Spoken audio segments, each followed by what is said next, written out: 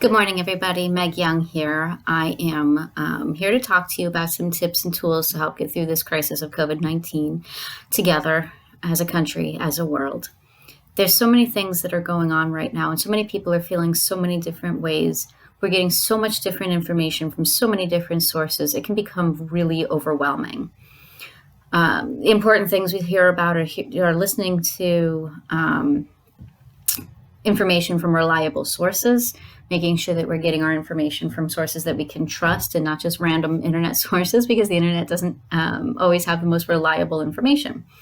But then we're getting a lot of information too about what we should do. We hear a lot of information about the importance of social distancing, about different things that we can do to take care of our mental health, about different things that we can do to take care of our physical health. And quite honestly, it can become very overwhelming. When we're getting inundated with so much information, a lot of times we don't know where to start. What happens is the brain says, information overload, shut down, don't do any of it. It doesn't even know where to start.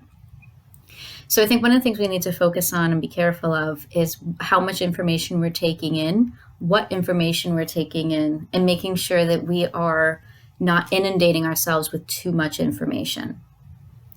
One way we do this is by limiting how much news we watch. So you only watch you only pay attention to the news once a day instead of several times throughout the day. You make sure that you're getting your information only for when you're looking up statistics or recommendations, that you're looking it up from the CDC or you're looking it up from your state's health department, but not just random Google searches on it. You limit your social media exposure so that you're not seeing so many different things from that angle. Bottom line is recognizing that when we get inundated with information, we just shut down. So we need to find ways to not get so inundated with the information. What we do and how we start to feel is, how we feel is based on what we do. Our actions, our feelings, our behaviors, our thoughts, they're all connected. And we tend to act based on how we're thinking and feeling.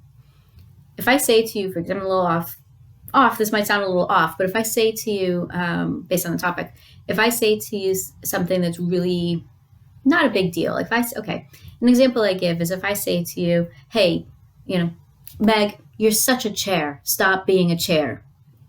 Most people will look at me and go, what is she talking about? It doesn't bring up a lot of emotion.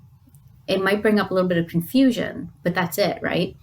And because you don't have a lot of strong associations with being a chair, it's really the tone of voice that makes the questioning attitude. But it doesn't mean anything. So you're not going to do anything about it. You're not going to do anything harsh about it. If I say something much more derogatory to you, then you might get more angry, more upset, more irritable, more defensive, and you might stop listening to me. You might report me to the health department or ethics or anything like that, because those words mean something.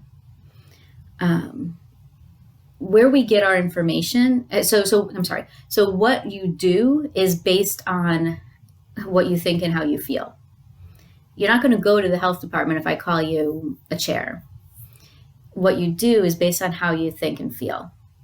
So when you have all of this information coming in, your brain is like, overload, overwhelmed, can't deal with all of this, don't know what I should do.